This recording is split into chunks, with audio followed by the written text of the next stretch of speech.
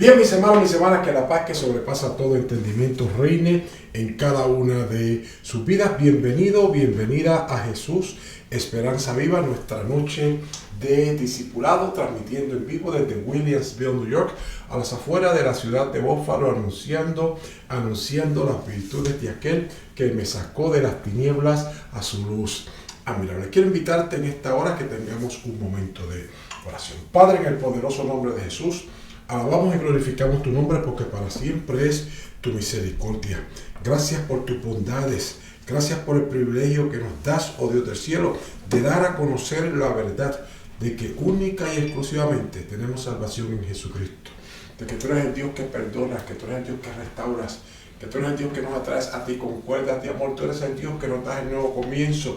Tú eres el Dios que honras tu palabra y la cumples. El cielo y la tierra pasarán, mas tú permanecerás fiel a tu palabra. Te rogamos en esta hora una unción especial sobre cada uno de los hermanos y amigos que se sintonizan con nosotros en esta noche del Señor. Te imploramos una unción especial sobre mi vida, sobre Marta, sobre el equipo de Jesús Esperanza Viva, sobre todo el que de una manera u otra está orando para que esto sea de una bendición especial a cada una de nuestras vidas y también a toda la gente que comparte a lo largo y lo ancho de este altar virtual que tú nos concedes construir. En Cristo Jesús, Señor nuestro.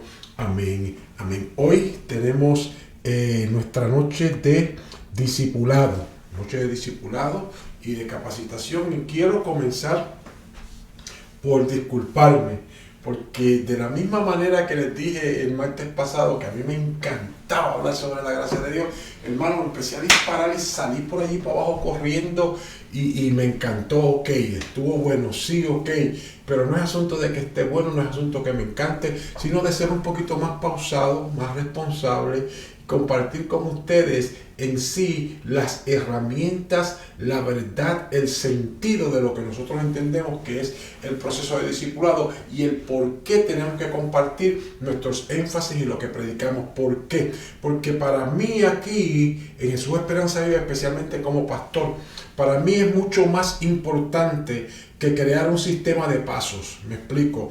Paso 1, paso 2, paso 3 y paso 4. Y entonces asumimos que porque la persona llega al paso número 4, aprendió y aplicó correctamente del 1 al 3, y como ya llegaste al 4 y esos son los únicos que hay, pues patatín, aquí está Carlos Rosa y está completado. Y para mí el proceso de discipulado es algo más que simplemente pasos del 1 al 4.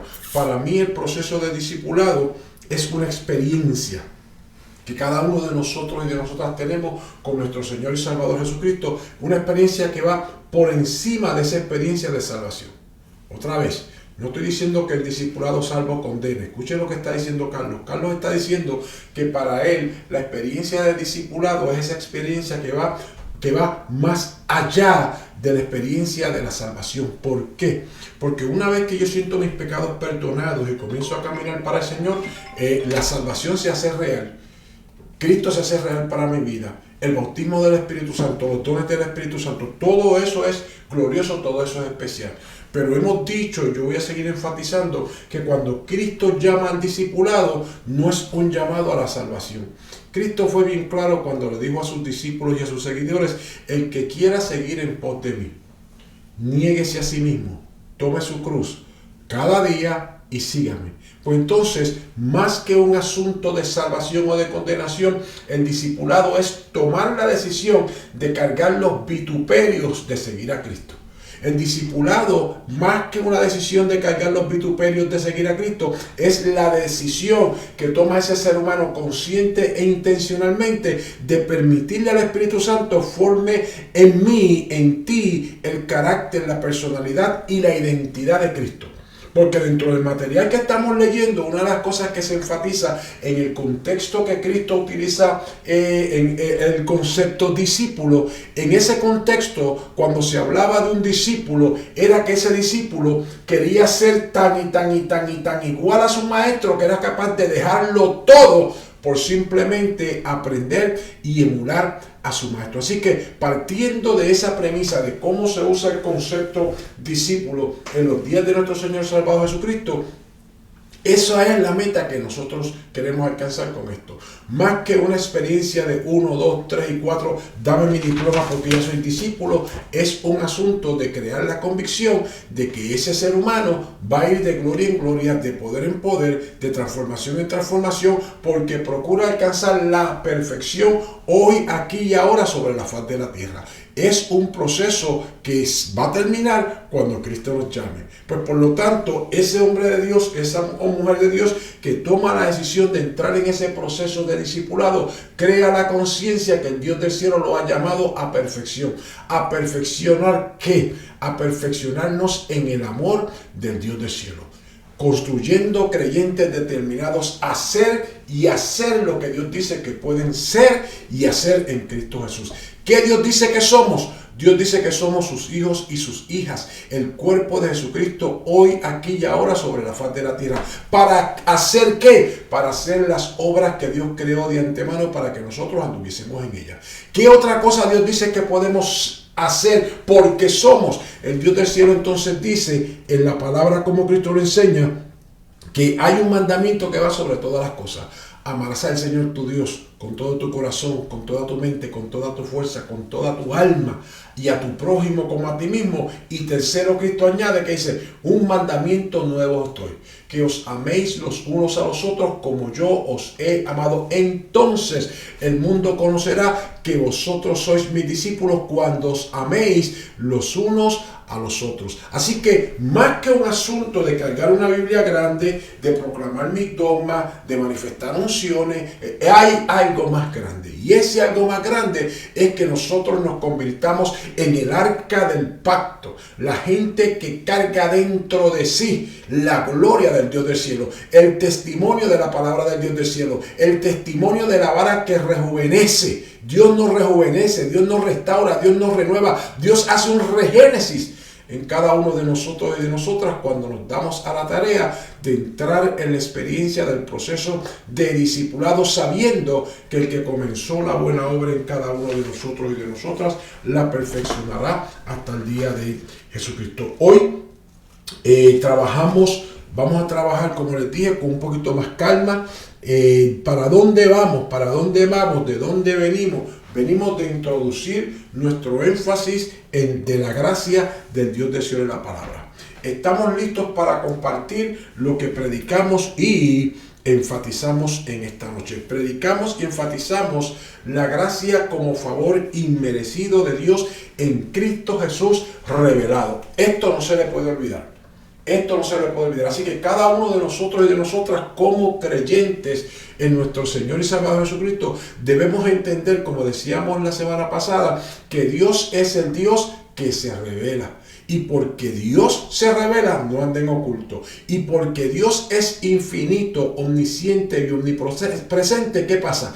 Cada vez se está revelando a nuestra vida de forma que nosotros no lo contemplamos de primera instancia hasta que se abre nuestro entendimiento y podemos contemplar la hermosura, la santidad y lo que Dios nos revela ahí inmediatamente.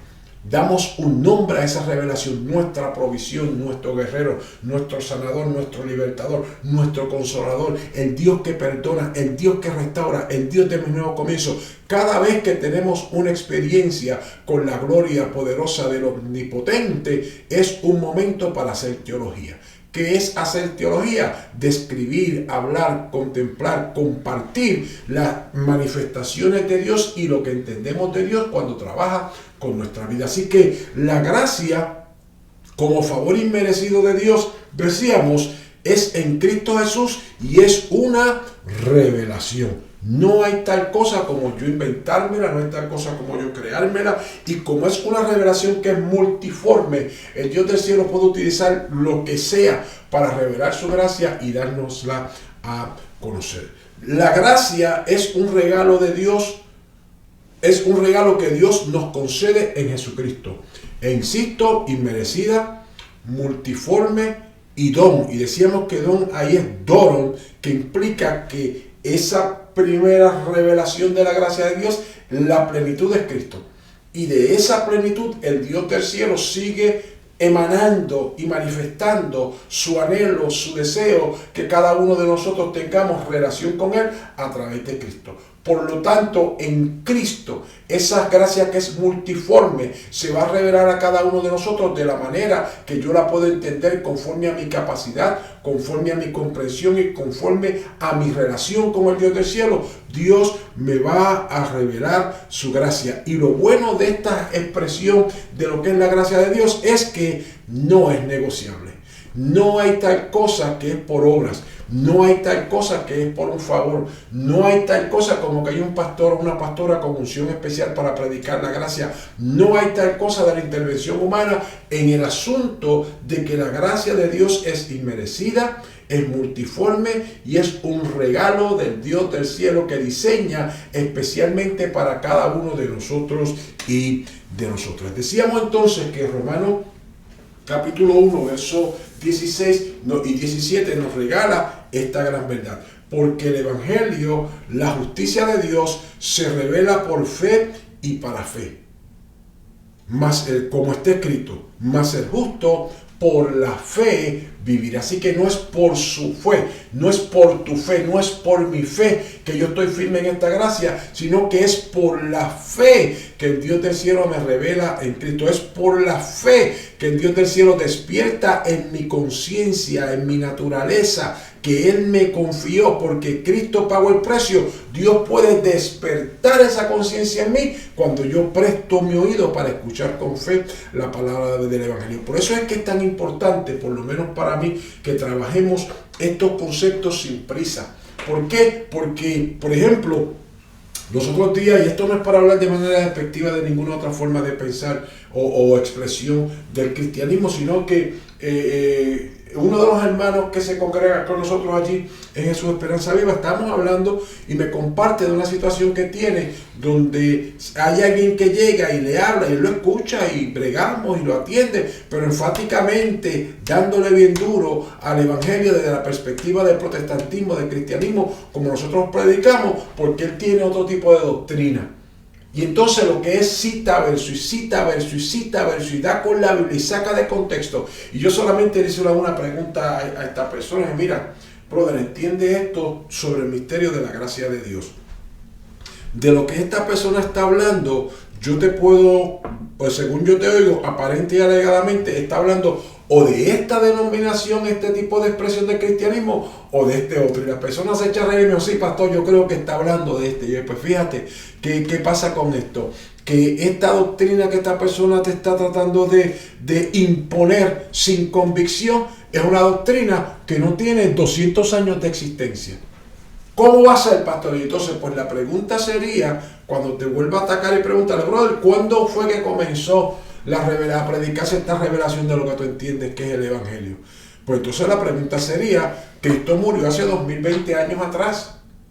Entonces, ¿dónde están los otros 1800 tantos años que han pasado? Para entonces yo venir a decirte a ti que la verdad que yo estoy predicando es absoluta y el que no la tenga, pues se pierde si no tiene mi verdad. Porque entonces, si mi verdad comenzó en el 1990, pues toda la gente que murió desde el año 33 después de Cristo hasta el año 1990, pues toda esa gente se perdió. Porque si la revelación mía comenzó en el 1990, ¿dónde está esa gente? Pues entonces, más que una imposición, el Evangelio es una revelación. Llega por revelación, llega por convicción, y esa revelación tiene que apuntar única y exclusivamente a nuestro Señor y Salvador Jesucristo. La Biblia enfáticamente dice que no hay otro mediador entre Dios y los hombres, Jesucristo hombre. La Biblia enfáticamente dice que el que derramó la sangre como Cordero de Dios en la cruz del Calvario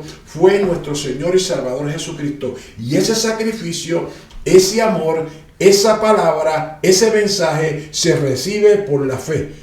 Y es una fe que el Dios del cielo nos revela, despierta en cada uno de nosotros y de nosotras cuando nos acercamos para escuchar con atención el mensaje del Evangelio. Así que la gracia de Dios se revela de forma indivisible, como decíamos la semana pasada, gracia preveniente, Gracia justificadora y gracia santificadora. Y si usted bajó los documentos, como yo sé que ya muchos de ustedes lo han bajado, en la página número 4, en la página número, comienza en la 3, pero en la página número 4 específicamente, hay un resumen de cada una de estas expresiones de la gracia. Por ejemplo, la gracia previniente, decimos en el documento, es la gracia que previene, que viene antes del momento de nuestro compromiso firme con el Señor, o sea, nuestra conversión. La función de la gracia en esta etapa de la vida es cortejarnos, persuadirnos a no resistir más a Dios y comprometernos definitivamente con Dios. Hay una palabra que no podemos pasar por alto. ¿Qué palabra? Que cuando el hombre peca, está corrompido delante del Dios del cielo. Está degenerado, está deformado. Pues por lo tanto, cuando escucha la palabra, yo siempre he hecho esa pregunta: ¿cómo entonces un ser humano que ha caído de la gracia de Dios, un ser humano que nace en pecado, un ser humano que vive de espaldas al Dios del cielo, cómo entonces de buena a primera puede escuchar la palabra y entenderla, recibirla? Otra vez, por la gracia del Dios del cielo. Cuando hablamos con detalle sobre este asunto en clases de teología wesleyana, lo que se presenta es que los teólogos que iniciaron este mensaje en la doctrina wesleyana presentan que el ser humano, cuando recibe la identidad de Dios, la imagen del Dios del cielo, hay una expresión de la imagen de Dios dual. Que ese hombre recibe la imagen de Dios natural como ser humano, pero entonces también recibe la imagen de Dios moral, que es la que habla de la justicia y de la santidad de Dios. La justicia y santidad de Dios, cuando el hombre peca, esa es la que se apaga. La imagen esa natural que te hace ser humano se corrompe, se deteriora. ¿Por qué? Porque la justicia de Dios no está en ese ser humano, a menos que no se vuelva a poner al nivel de restauración y de reconciliación con el Dios del cielo.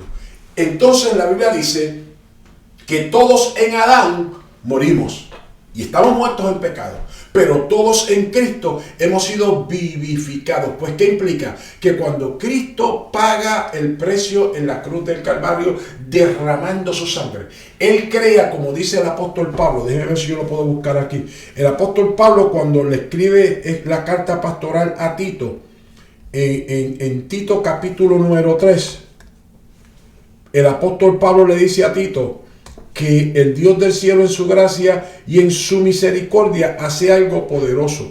Y es que el Dios del cielo nos da la regeneración.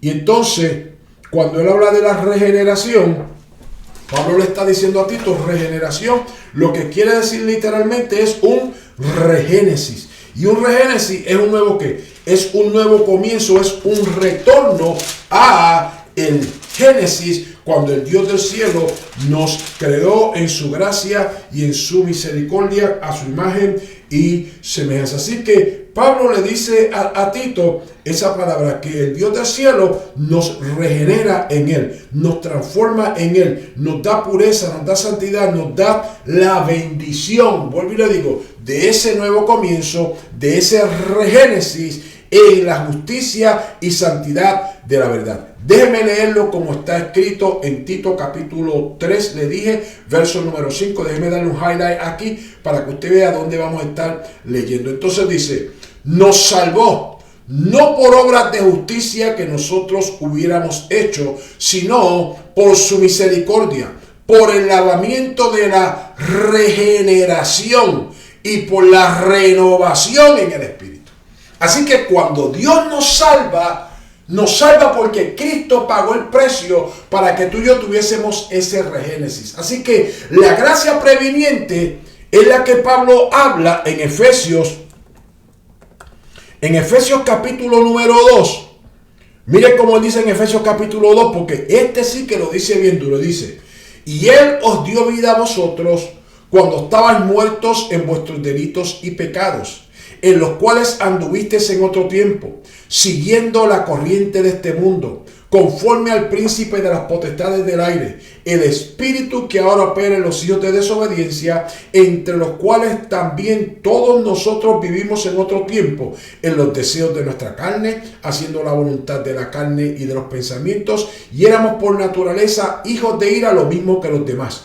Pero Dios, que es rico en misericordia, por su gran amor con que nos amó, aun estando nosotros muertos en pecados, nos dio vida juntamente con Cristo. Por gracia sois salvos. Así que dentro de esa naturaleza caída, cuando Cristo paga el precio en la cruz del Calvario, Él despierta en cada uno de nosotros y de nosotras esa bendición de tener la imagen de Dios, para que cuando escucháramos el Evangelio, entonces nuestro espíritu, nuestra conciencia, nuestro ser, nuestro todo pudiese ser despertado a la voz del que nos creó. Y eso es lo que produce la gracia previniente. La gracia previniente es la que nos corteja, es la que nos invita a que escuchemos, es la que promueve en nuestro corazón ese anhelo de querer vivir para Dios, ese anhelo de querer probar a Dios, ese anhelo de querer hacer las cosas bien para el Dios del cielo. La gracia previniente opera en nosotros de esa manera hasta que nos damos la oportunidad de abrir por completo nuestro corazón, para que entonces la revelación, el poder santificador del Dios del cielo en nuestro Señor y Salvador Jesucristo se haga una realidad en cada una de nuestras vidas. Así que este es el triángulo que presentamos la semana pasada. Siempre la gracia va a estar operando en estas tres dimensiones. ¿Qué tres dimensiones? Preveniente, justificadora y santificadora. Y fíjese que las flechas lo que están indicando es que siempre están conectadas, nunca se divorcian. No hay tal cosa que porque yo me sienta justificado en el Dios del cielo, no hay tal cosa que porque me sienta justificado, la gracia previniente no está operando. No, todo lo contrario, mi hermano. Aunque yo me sienta justificado en el Señor, la gracia previniente está operando, porque la gracia del Dios del cielo es indivisible. Así que mientras Dios me está santificando, está confirmando que estoy justificado y está confirmando que previnientemente Él me invitó a ser justificado en mi Señor y Salvador Jesucristo. Así que eso es la gracia preveniente. Cuando nosotros hablamos entonces de la gracia justificadora, si usted va, regresamos nuevamente al documento, yo les comparto en el documento, dice: gracia justificadora y el nuevo nacimiento. La gracia justificadora obra en el momento que decidimos no resistir más a Dios. A mí me encanta esa primera fase, cuando aceptamos por fe que Cristo es quien nos justifica. Así que nos hemos cansado de probar, seguimos tropezando, pero el amor de Dios sigue vivo. Hemos tratado religión y fallamos y el amor de Dios sigue vivo. Entonces yo me canso de resistir ese amor, pero es un cansancio que llega por convicción. Otra vez, no es un cansancio de no es un cansancio que lo que te lleva es a permitirte ser convencida por el Espíritu Santo de Dios, que de la única manera que puedes ser justificado, perdonado y amado por Dios plenamente es cuando aceptas por la fe lo que Cristo hizo por ti y por mí en la cruz del Calvario. Otra vez, la gracia justificadora obra en el momento que decidimos no resistir más a Dios. Me encanta. ¿Por qué? Porque me está diciendo que yo puedo resistir a Dios. Dios no me va a obligar, pero su gracia previniente no se va a detener en continuar invitándome a que me dé la oportunidad de no resistirlo y aceptar el regalo que me ofrece en Cristo. ¿Qué otra cosa le comparto? Dice: es la gracia que borra de nosotros el sentido de culpa, por la cual recibimos el perdón de Dios. ¿Por qué esto es importante en el discipulado? ¿Por qué es importante? Porque, insisto, si usted no es recipiente del perdón de Dios, si usted no es recipiente de experimentar cuando la culpa del pecado lo abandona, se siente libertado de ese yugo, se siente libertado, libertada de esa carga, ese toque que llega a nuestra alma, a nuestro espíritu, como dice la Escritura, en Hebreos capítulo 4, verso 12, dice que la palabra llega y escudriña los tuétanos, los pensamientos y todo, y nos alinea delante de Dios.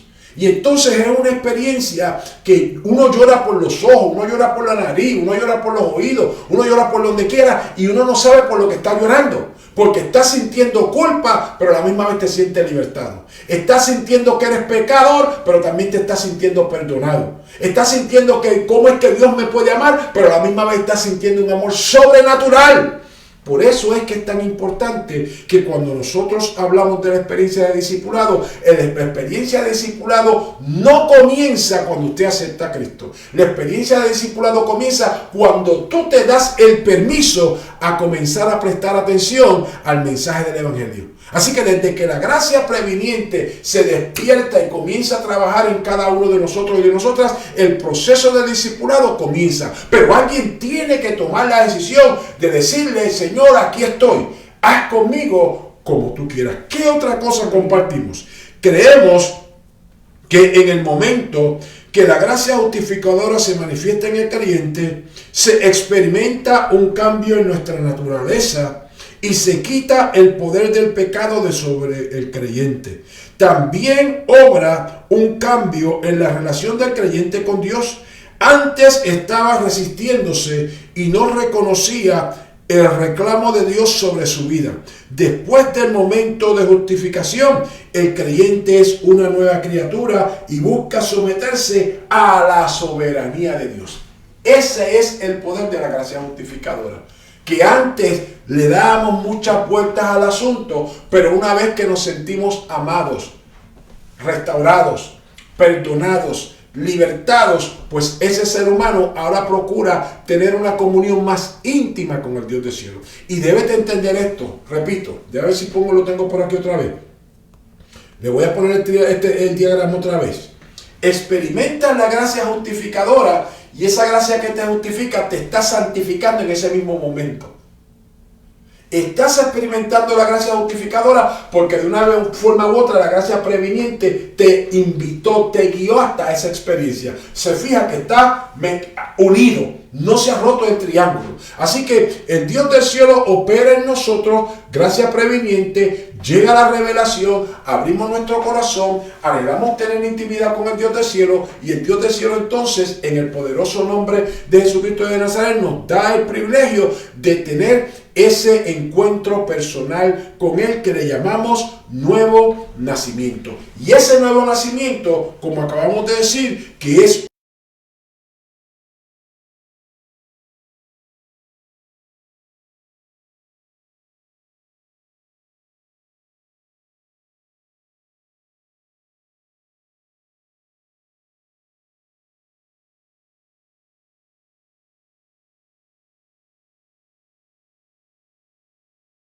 perdónenme, pero ya está resuelto. El asunto es que cuando llega la gracia justificadora, se revela en nosotros, somos nuevas criaturas. Segunda de Corintios capítulo 5, verso 17, la Biblia dice: de modo que si alguno está en Cristo, nueva criatura es. Las cosas viejas pasaron, he aquí todas son hechas nuevas. Así que si somos nuevas criaturas, si tenemos un regénesis, si hemos nacido de nuevo, si estamos en Cristo, pues ese creyente tiene que aprender a caminar en las obras que Dios creó de antemano para que ande en ellas.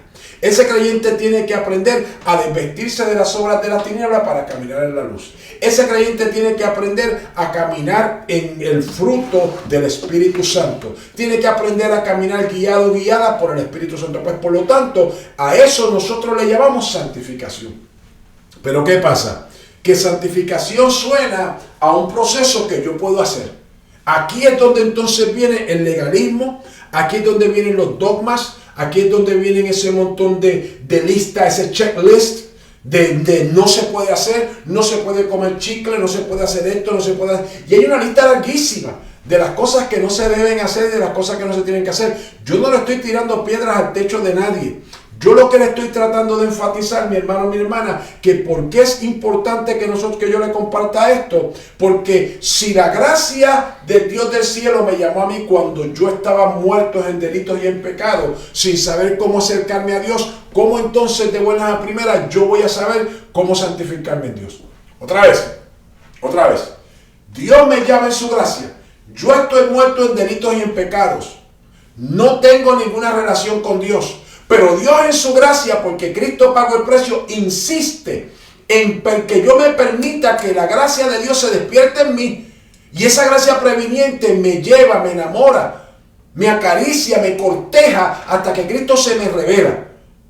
Y entonces ahora me está llamando a que yo viva una vida que glorifica al Dios del cielo. Pues mi pregunta es la misma otra vez. ¿Cómo yo, estando perdido en delitos y en pecados, que no me puedo acercar a Dios y Dios me acerca a Él por su gracia, ahora quiero yo santificarme en Dios con mis métodos, con mis capacidades, con mi fuerza y con mi dogmatismo? La santificación, entonces, nosotros enfatizamos en nuestra enseñanza que también es por la gracia de Dios. ¿Qué puedo hacer yo para santificarme, hermano? ¿Qué puedo hacer yo para quitarme un pecado de mí? ¿Qué puedo hacer yo para limpiar mi conciencia? Es que yo necesito que alguien me ayude.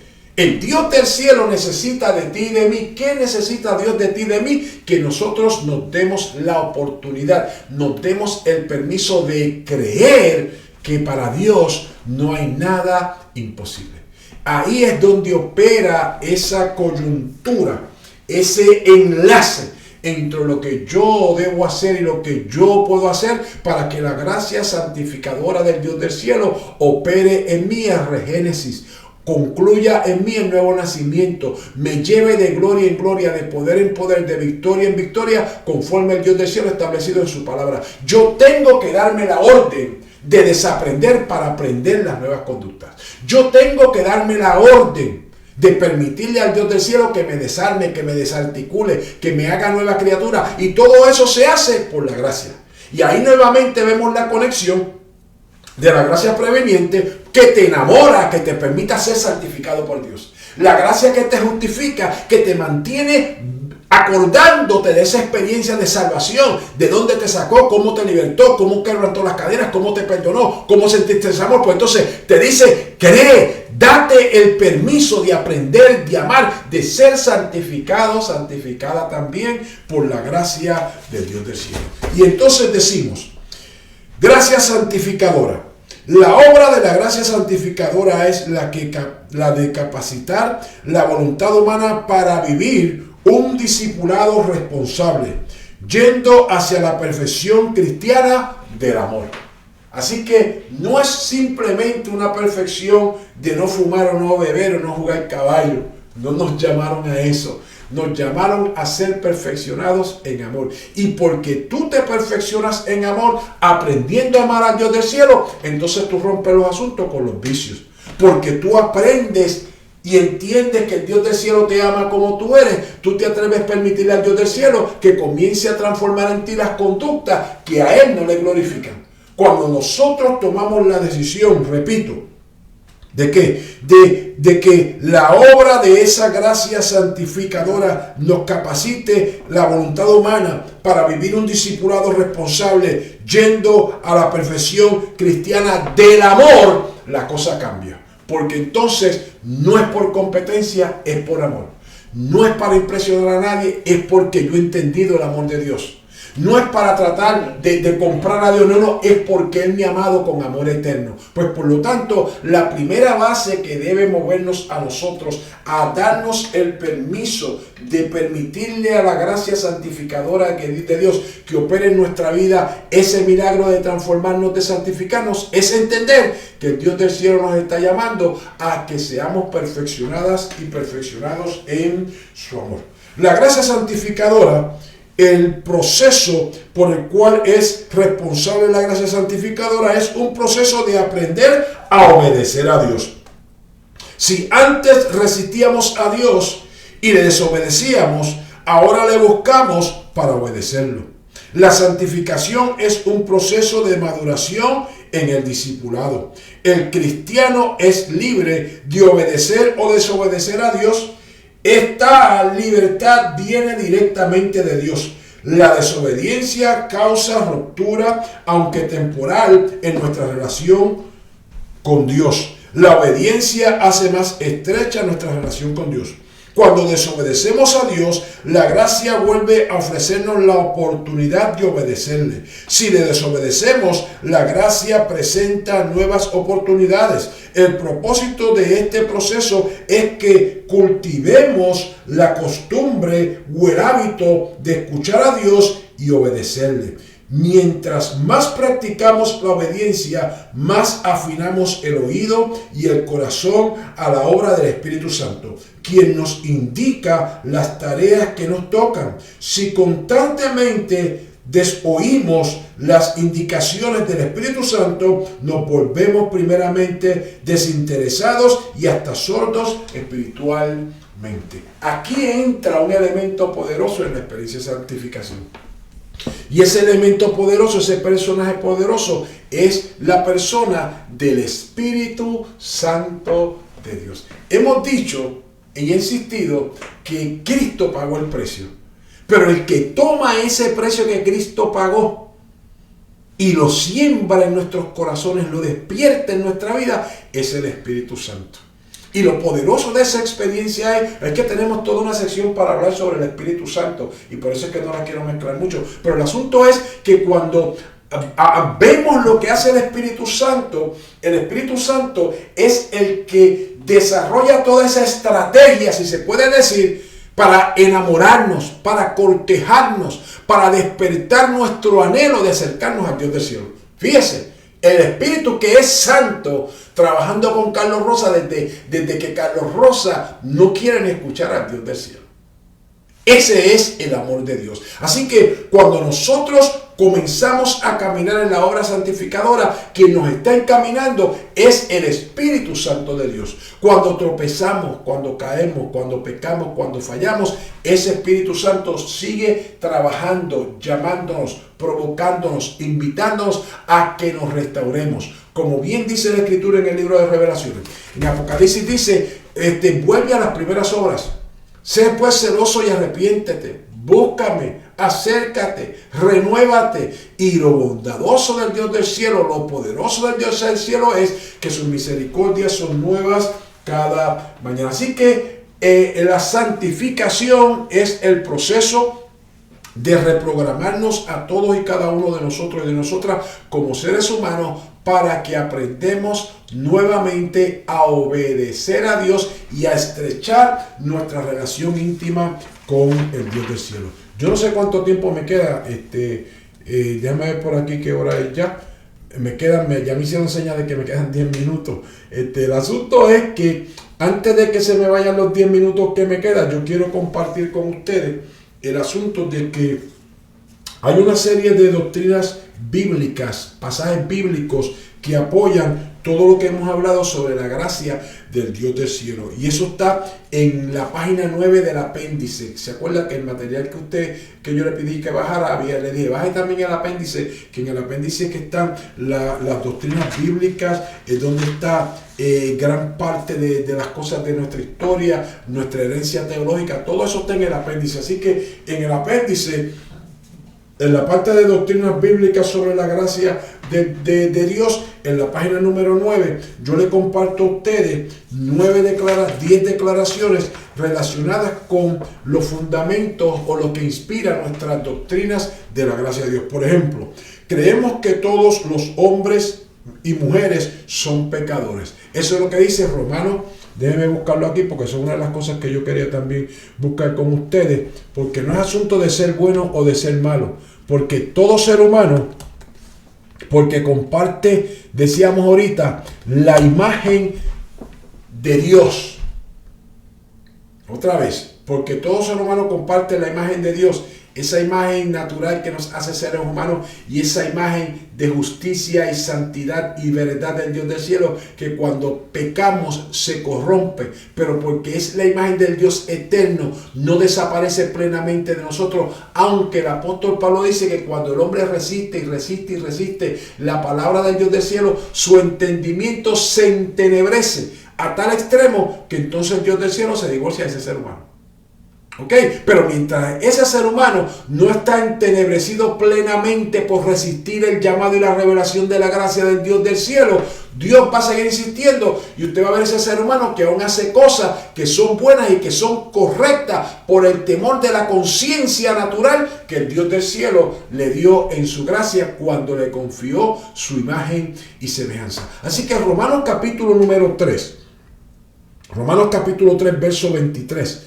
Vamos a leerlo desde el verso 21. Pero ahora, aparte de la ley, se ha manifestado la justicia de Dios, testificada por la ley y por los profetas. La justicia de Dios por medio de la fe en Jesucristo, para todos los que creen en Él, porque no hay diferencia, por cuanto todos pecaron y están destituidos de la gloria de Dios. Me encanta Romanos capítulo número 3, porque en Romanos capítulo número 1, Pablo propone el caso de la caída de todo ser humano por resistir la revelación de Dios a través de la creación. Romanos capítulo 2, el apóstol Pablo presenta a Israel como el recipiente de la revelación de la palabra del Dios del cielo y también lo resiste. Pero entonces en el capítulo número 3 él dice que por cuanto todos pecaron, los que recibieron la revelación del Dios del cielo por la ley, pero también los que recibieron la revelación del Dios por la conciencia natural que Dios le confió por la imagen, son pecadores delante del Dios del cielo.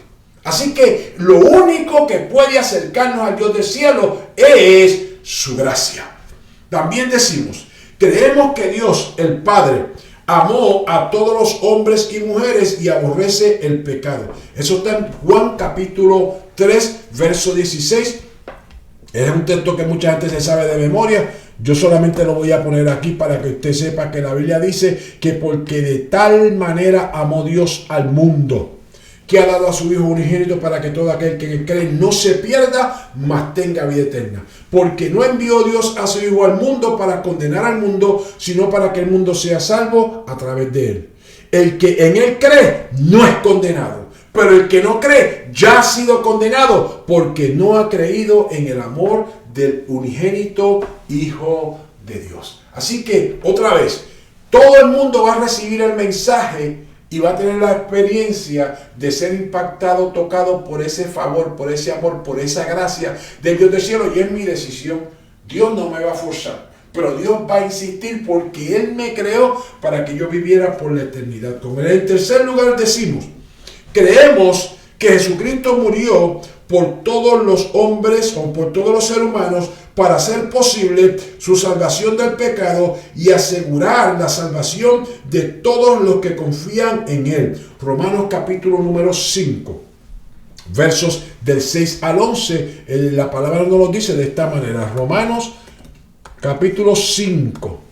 Yo pude haberlo puesto todo en un slide, pero es que quería leérselo directamente desde la escritura, cada uno de estos pasajes. La semana que viene vamos a regresar ahí y los terminamos, porque es menester que apoyemos nuestra convicción, el fundamento de nuestro discipulado con la escritura.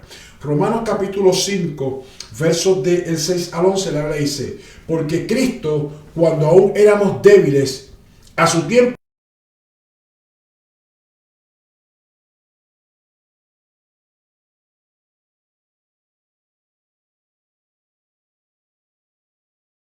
morir por el bueno, mas Dios muestra su amor para con nosotros, en que siendo aún pecadores, Cristo murió por nosotros, pues mucho más, estando ya justificados en su sangre, por Él seremos salvos de la ira, porque si siendo enemigos fuimos reconciliados con Dios por la muerte de su Hijo, mucho más estando reconciliados, seremos salvos por su vida. Y no solo esto, sino que también nos gloriamos en Dios por el Señor nuestro Jesucristo, por quien hemos recibido ahora la reconciliación.